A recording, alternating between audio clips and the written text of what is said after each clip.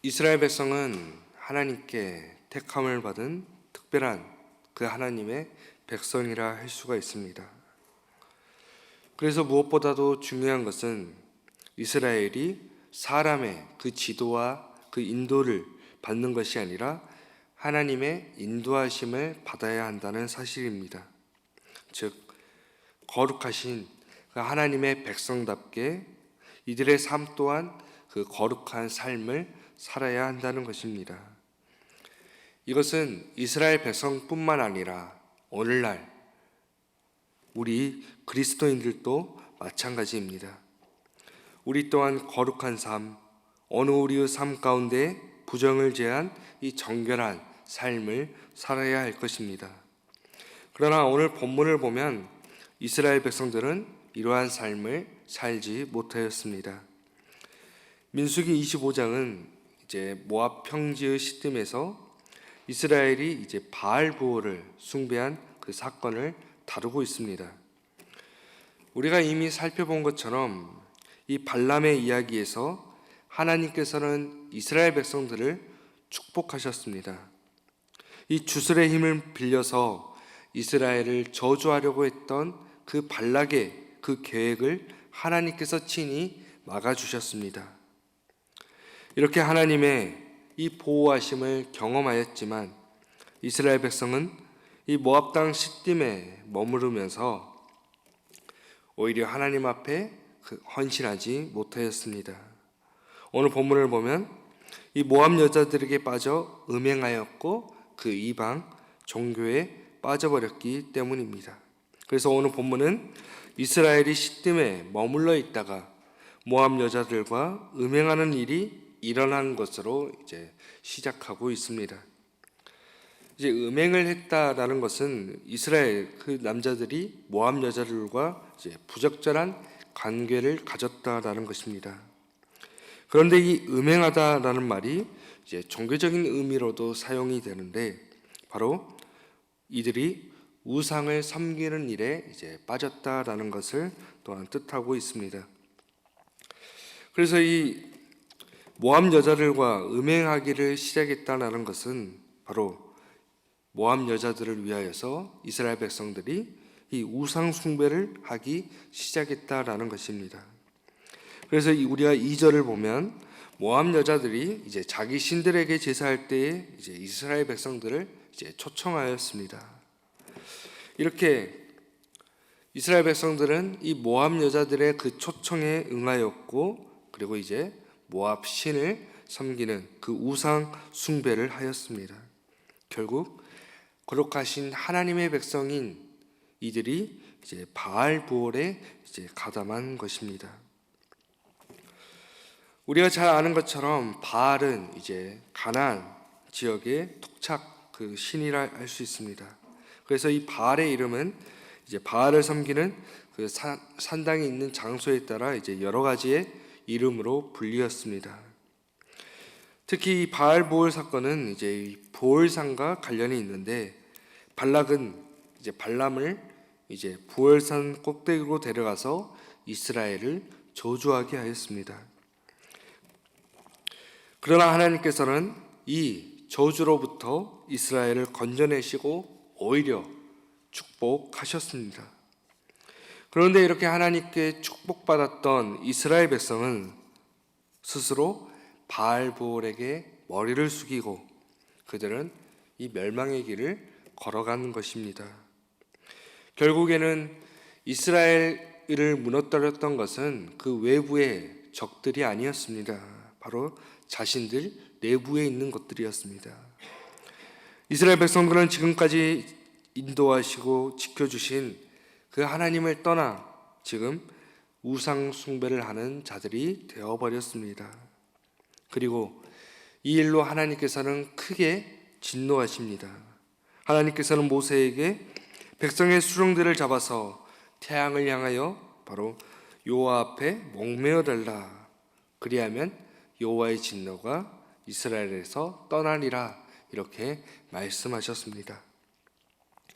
이처럼 이스라엘 백성이 저지른 죄악에 대한 책임을 그 백성들의 지도자에게 지금 묻고 계십니다.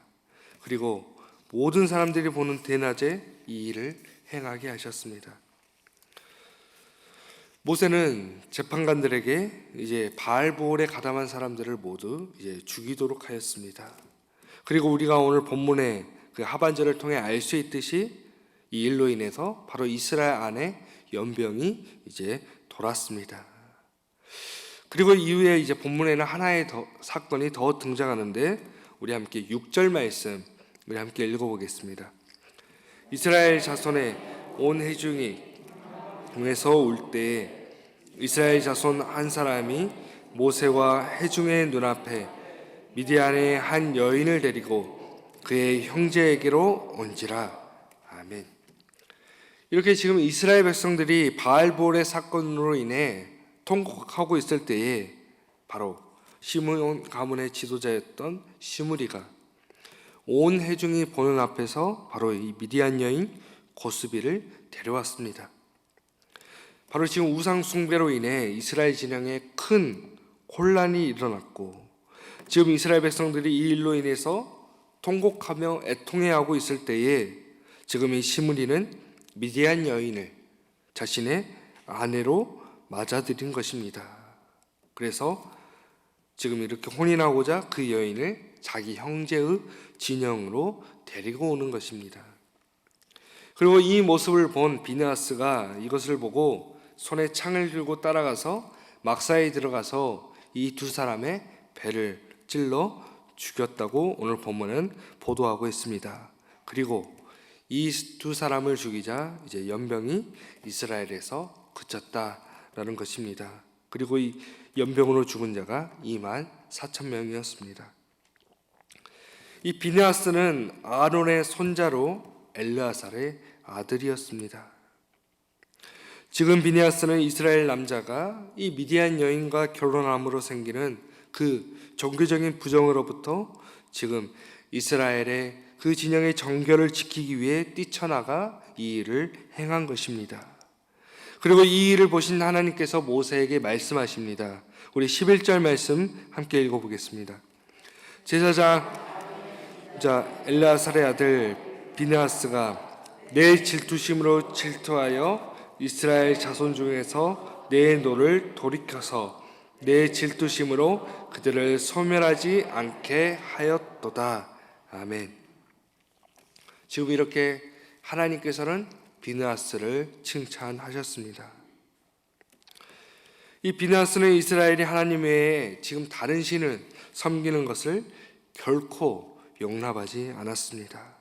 그리고 이러한 비느하스의 행동이 후에 하나님을 위한 그 열심의 그 표상으로 이제 간주되었습니다. 그리고 하나님께서는 나의 평화의 언약을 이제 비느하스에게 주신다고 말씀하십니다. 평화의 언약이란 바로 이 깨트릴 수 없는 그 약속을 의미하는데 바로 비느하스뿐만 아니라 그의 후손들에게도 바로 이 영원한 제사장 직분의 그 언약을 이제 허락하셨습니다. 그리고 이는 비느하스와 그 후손들이 영원히 제사장으로 삼으시겠다라는 것이었습니다. 바로 비느하스가 하나님을 위하여 질투하여 이스라엘 자손을 속죄하였기 때문입니다. 이어서 하나님께서는 모세에게 미디안인들을 치라고 명령하십니다. 바로 이 미디안인들이 속임수로 이스라엘을 대적하여 부올의 일과 고스비의 사건으로 이스라엘을 유혹하였기 때문입니다. 오늘 우리는 이 말씀을 통하여서 오늘 우리가 하나님과의 관계를 유지하는 데에 진정한 그 위험은 외부에 있는 것이 아니라 바로 우리 안에 있다라는 사실을 확인할 수가 있습니다. 오늘 우리가 하나님과의 올바른 관계를 가지기 위해서는 우리는 정결한 삶을 살아야 할 것입니다. 신명기 6장 4절에서 5절은 이스라엘아 들으라 우리 하나님 여호와는 오직 유일한 여호와이시니 너는 마음을 다하고 뜻을 다하고 힘을 다하여 내 하나님 여호와를 사랑하라 이렇게 말씀합니다.